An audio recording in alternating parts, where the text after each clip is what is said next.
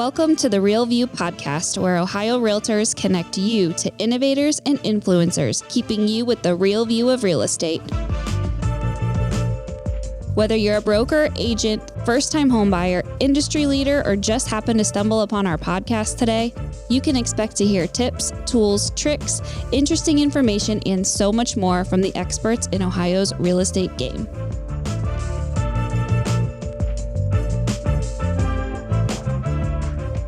Welcome, everyone, to today's episode of The Real View. I'm your host, Anastasia Katkowska, and I'm joined today by our two special guests. We have Jason Kunkle, our chair of Ohio Realtors Legislative Steering Committee, and Andrew Huffman, vice president of government affairs at Ohio Realtors. We have a great episode lined up today where we will dive into the role of legislative steering, some of the key legislative issues affecting Ohio Realtors, and just how advocacy efforts shape our industry. Jason and Andrew, welcome to the show, and thanks for being here. Thanks for having us. Thanks, Anastasia. Jason, congrats. You are officially our chair of legislative steering for 2025. To kick things off, can you introduce yourself to our listeners and share a bit about your background? Absolutely. Happy to be here. As Anastasia said, my name is Jason Kunkle. I am with Koff Hunter Haas Realtors down at the in Cincinnati and part of the Realtor Alliance of Greater Cincinnati, where I serve on the board of directors, and I'm also the treasurer for 2025. I've been in real estate this is going on to my 18th year now. And yeah, I've been looking forward to doing this. I'm really passionate about advocacy and kind of seeing what we can do this year at the state level. And how long have you been involved with Legislative Steering Committee? What led you to join? This is actually my third year with legislative steering. And at the local level, I've been involved with RPAC and advocacy for about the last 5 years.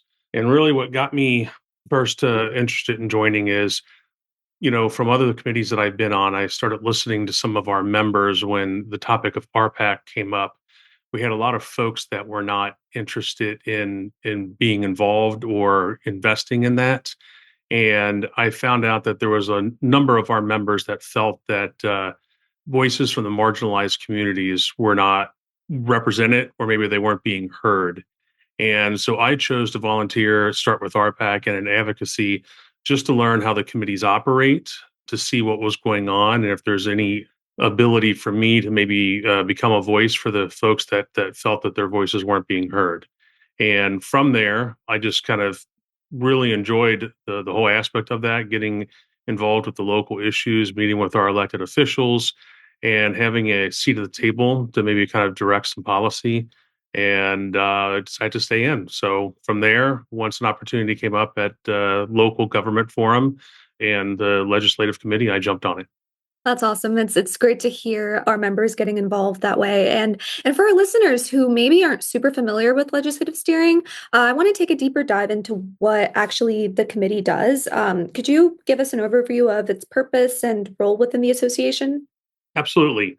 The simplest way to put it is that we are the legislative voice for Ohio Realtors. That's not just the members that are on the committee or those that do volunteer leadership, but it's for every member in Ohio. And we're also a voice for private property rights. So we're a voice for all property owners in the states. Together with the Ohio Realtors staff, we sit down and review legislation that's coming through the Statehouse that could affect our industry. And we make position recommendations to the executive committee on that as to whether or not we should support, oppose, or remain interested parties. And then whatever is decided, we do communicate that back to our members so they know what's going on at the state level and what we are doing to try to serve their needs. And there's a lot of bills that get introduced at the State House, and we have so many legislative issues on our radar. I know that last General Assembly, the public policy team was tracking about 100 out of the 900 bills that were introduced at the State House. So, Jason, when it comes to reviewing legislation, how does the committee decide whether to support, oppose, or remain neutral on a bill? Number one, we take a lot of direction from our OR staff. We have Andrew Huffman, who's with us today, Stephen Chalky, Todd Book, Stephen McCoy, and Veronica Cardello, that really are the ones that are keeping their eyes and ears open, meeting out with all of the elected officials, whether it be at the small local community council event or something going on at the State House, to keep abreast of what's going on. And they help us by summarizing what the issues are, letting us know what the bill is saying. And then we have a pretty robust conversation within the committee meetings to discuss if this is something that we want to support, oppose, or remain neutral on. Some of the bills are very clear cut and it's easy to say yes or no on. Others, you've got to look at it with a little bit of nuance and try to understand what effect our taking a position could have. And in those cases, we will just say that we're remaining as interested parties so that we can learn more about the bill. And it gives us an opportunity to discuss it with the different legislators that are supporting it and maybe the ones that wrote it and see if there's any extra input that we can give to make it work in our favor more. And Anastasia, if I could add on to that, and Yeah. Jason, you did a great job answering it. A great example is the upcoming state operating budget. This is going to be a 4,000-page bill with hundreds of policies. And it wouldn't be fair to anyone if we said, yes, we are 100% supportive, or no, we're 100% opposed, because there's going to be some good and bad in that bill. So we try to support the good aspects and oppose the bad ones, but it's often very difficult to take a firm stance on a 4,000-page bill.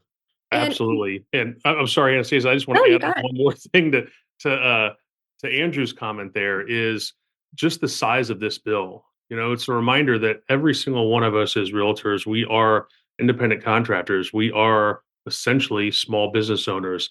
And as business owners, that comes with everything that entails. One of the things that we don't have to worry about on an individual basis is reading through bills like this and trying to understand and lobby on our own behalf what the effects of that legislation will be on our business. We have such a powerful and large group here and a great team at Ohio Realtors that they save us a ton of time to make sure that we can do what's best for our business, and that is serve our clients. Absolutely. And Andrew, you mentioned the operating budget. I know the General Assembly just started in early January, and the operating budget is here. And what are kind of the biggest legislative issues facing the real estate industry? And are there bills on the horizon that realtors should be paying attention to? Yeah, absolutely. On the front of everyone's mind is property taxes, which also relates to the housing shortage. And so those two things have received quite a bit of attention over the last really few years. We've been underbuilding homes for the last decade, and that has resulted in home values skyrocketing just because the demand is so high. And that's resulted in growing property taxes. So we really, here in Ohio, are facing situations that homeowners, longtime homeowners, are being taxed out of home ownership. And that is something that simply cannot exist in Ohio. We need to do something about it. So we've partnered with a number of other groups, and hopefully we will get some sort of tax relief. And what that looks like is still kind of up in the air. I think it needs to be a combination of providing Ohioans with some resources, especially those on fixed income, through maybe expanding the homestead exemption or providing some sort of property tax relief. But then we also need to look at our property tax system as a whole. How are property tax levies assessed? What protections are in place to make sure that they don't grow exponentially over the years as values grow? So we need to do something on that front, and I think something will get done. Kind of in the same vein on the building front, we need to get barriers out of the way when it comes to housing construction. The Ohio Home Builders Association that we work very closely with, they were just talking to a chairman of a committee, and I heard them say a number like a quarter of all housing costs are just in permitting time and fees and kind of government red tape, if you will. When you're spending $50,000 in permitting cost to build a $200,000 home, it's just not economical. You can't make those numbers work. So we need to do something on that front as well. So it's certainly not a silver bullet solution. You got to take a multifaceted approach to solving these problems, but hopefully we can address those two issues. We're also going to be looking at real estate wholesaling. We just had our winter conference this week, and every single person I talked to, they brought up wholesaling. And you can tell that they have firsthand accounts of homeowners being harmed by these wholesalers. So we need to do something. It's a consumer protection issue, and we want to be leading the charge on that. And then we need to do something about local governments violating private property rights by flat out restricting short-term rentals. This is something that we've talked about for years, but we need to provide homeowners with some sort of protection from just government telling them what they can or cannot do with their property. So those are going to be our issues ending up in the budget. But I will tell you, this budget bill will be introduced either this later today or maybe next week. It's going to, like we talked about, be 4,000 pages long. This list of 4 or 5 things will grow to 24 things overnight. I guarantee it. And so it'll be a busy few months for us. And as a lobbyist, you are the boots on the ground at the State House. Can you walk us through what the advocacy process looks like and how Ohio Realtors works with lawmakers to advocate for the industry? It's often more art than science, if you will. There's really not a clear equation of how to be a successful lobbyist or mount a successful lobbying effort. But, we're very fortunate in that we have a realtor in every single legislative district. We also are fortunate in that housing truly does drive the economy. So lawmakers, one, they know who we are and they understand what we do is extremely important to the success of the state. And so they take what we say very seriously. And it's something that we take a lot of pride in as well, because what we are advocating for doesn't just impact our 36,000 members, it impacts every single Ohioan. And that's something that Jason, I know, respects and takes a lot of pride in. I certainly do. And our entire legislative steering committee recognizes that responsibility. So when we have a legislative priority, we run it by our legislative steering.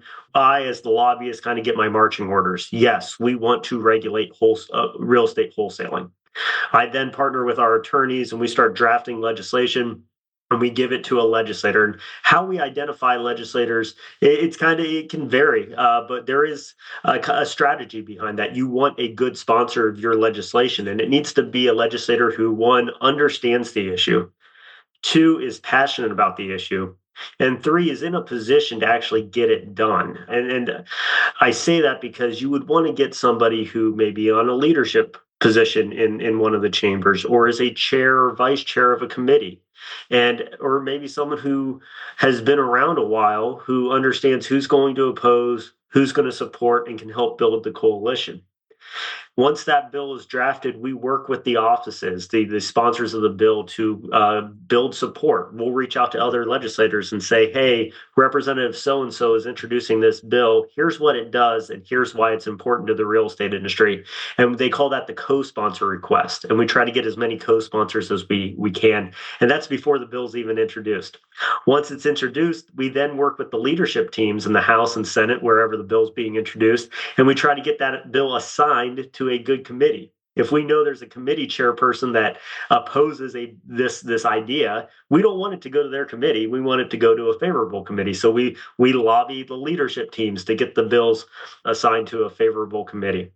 And that's actually when the real work starts, in the committee process. That's where you often never hear about the committee process. You only hear about the floor votes and who voted yes and who voted no. But all the work happens in the committees.